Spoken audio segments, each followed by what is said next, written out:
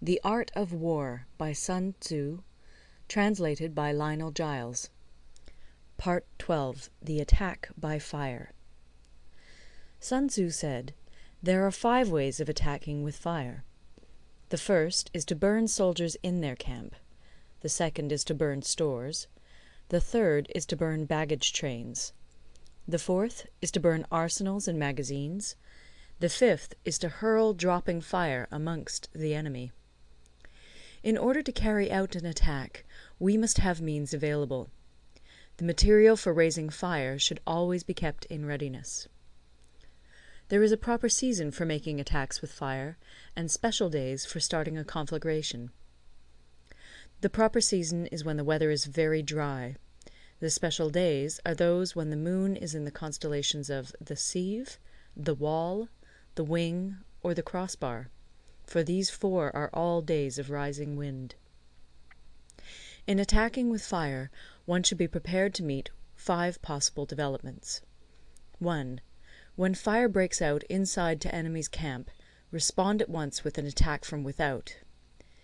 2. If there is an outbreak of fire, but the enemy's soldiers remain quiet, bide your time and do not attack.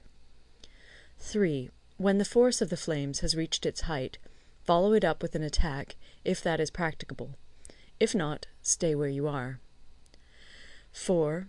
If it is possible to make an assault with fire from without, do not wait for it to break out within, but deliver your attack at a favourable moment. 5. When you start a fire, be to windward of it. Do not attack from the leeward. A wind that rises in the daytime lasts long, but a night breeze soon falls. In every army, the 5 developments connected with fire must be known, the movements of the stars calculated, and a watch kept for the proper days. Hence, those who use fire as an aid to the attack show intelligence. Those who use water as an aid to the attack gain an accession of strength. By means of water, an enemy may be intercepted, but not robbed of all his belongings. Unhappy is the fate of one who tries to win his battles and succeed in his attacks without cultivating the spirit of enterprise, for the result is a waste of time and general stagnation. Hence the saying, "The enlightened ruler lays his plans well ahead. The good general cultivates his resources." Move not unless you see an advantage. Use not your troops unless there is something to be gained. Fight not unless the position is critical. No ruler should put troops into the field merely to gratify his own spleen. No general should fight a battle simply out of pique. If it is to your advantage, make a forward move. If not, stay where you are. Anger may in time change to gladness. Vexation may be succeeded by content. But a kingdom that has once been destroyed can never come again into being, nor can the dead ever be brought back to life. Hence the enlightened ruler is heedful, and the good general full of caution. This is the way to keep a country at peace and an army intact. End of Part 12. Part 13. The Use of Spies. Sun Tzu said, "Raising a host of 100,000 men, and marching them great distances, entails heavy loss on the people, and a drain on the resources of the state. The daily expenditure will amount to 1,000 ounces of silver. There will be commotion at home and abroad, and men will drop down exhausted on the highways. As many as 700,000 families will be impeded in their labour. Hostile armies may feast each other for years, striving for the victory which is decided in a single day. This being so, to remain in ignorance of the enemy's conditions simply because one grudges the outlay of 100 ounces of silver in honours and emoluments is the height of inhumanity. One who acts thus is no leader of men, no present help to his sovereign, no master of victory. Thus, what enables the wise sovereign and the good general to strike and conquer and achieve things beyond the reach of ordinary men is foreknowledge. Now, this foreknowledge cannot be elicited from spirits. It cannot be obtained inductively from experience, nor by any deductive calculation.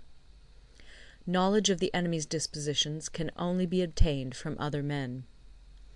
Hence the use of spies, of whom there are 5 classes: 1. Local spies, 2. Inward spies, 3. Converted spies, 4.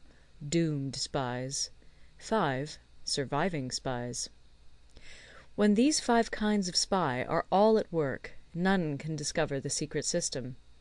This is called divine manipulation of the threads. It is the sovereign's most precious faculty. Having local spies means employing the services of the inhabitants of a district. Having inward spies, making use of officials of the enemy. Having converted spies, getting hold of the enemy's spies and using them for our own purposes. Having doomed spies, doing certain things openly for purposes of deception, and allowing our spies to know of them and report them to the enemy. Surviving spies, finally, are those who bring back news from the enemy's camp. Hence it is that none in the whole army are more intimate relations to be maintained than with spies. None should be more liberally rewarded. In no other business should greater secrecy be preserved. Spies cannot be usefully employed without a certain intuitive sagacity. They cannot be properly managed without benevolence and straightforwardness.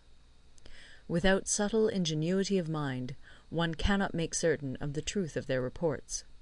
Be subtle, and use your spies for every kind of business.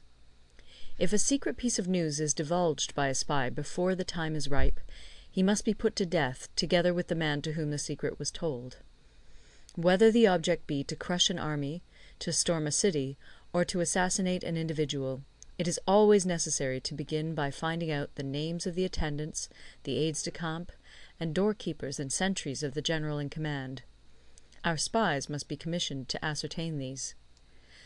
The enemy's spies, who have come to spy on us, must be sought out, tempted with bribes, led away, and comfortably housed. Thus they will become converted spies and available for our service. It is through the information brought by the converted spy that we are able to acquire and employ local and inward spies. It is owing to this information again that we can cause the doomed spy to carry false tidings to the enemy. Lastly, it is by this information that the surviving spy can be used on appointed occasions. The end and aim of spying in all its 5 varieties is knowledge of the enemy, and this knowledge can only be derived in the first instance from the converted spy. Hence it is essential that the converted spy be treated with the utmost liberality. Of old, the rise of the Yin dynasty was due to Yi Qi, who had served under the Xia. Likewise, the rise of the Chu dynasty was due to Liu Ya, who had served under the Yin. Hence it is only the enlightened ruler and the wise general who will use the highest intelligence of the army for purposes of spying, and thereby they achieve great results. Spies are a most important element in water, because on them depends an army's ability to move. End of The Art of War. Recorded in Toronto, Ontario by Moira Fogarty, October 2006.